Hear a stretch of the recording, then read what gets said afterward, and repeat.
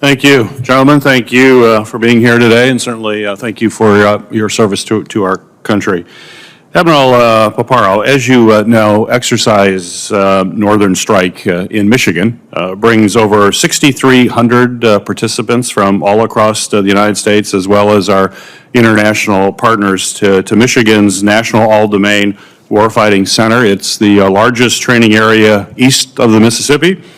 In past briefings before this committee, you discussed the importance of Exercise Northern Strike to Indo-PACOM, and particularly our ability to cooperate with our partners in the region.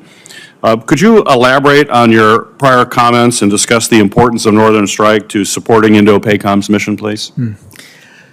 Senator, without giving more of the details of what's executed on Northern Strike, it is a key point of leverage. And I have this even from my interlocutors who report that those personnel that return from Northern Strike are changed. So I treasure it, and I want more of it, and I want to expand it. And, I thank the state of Michigan for their diligence in it.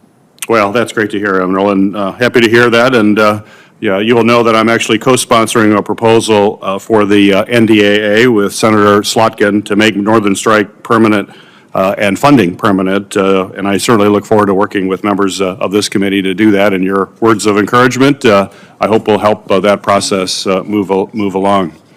General Brunson, as you know, Russia is strengthening military ties with North Korea through a mutual defense pact, troop deployments to the Ukraine, and efforts to modernize North Korea's conventional forces.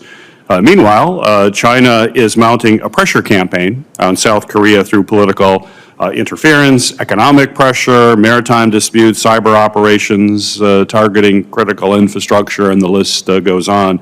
So my question for you, sir, is how is USFK adapting its force posture or training to counter the hybrid nature of threats, including military, cyber, and disinformation that's now posed by both Russia and China in this region?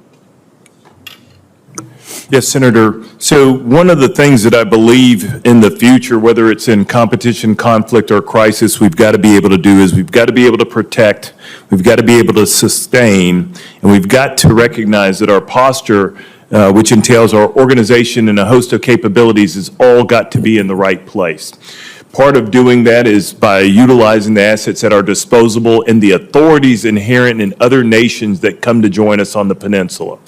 So to sort of keep this clean, if you will, we're able to leverage the special operations forces within the Republic of Korea.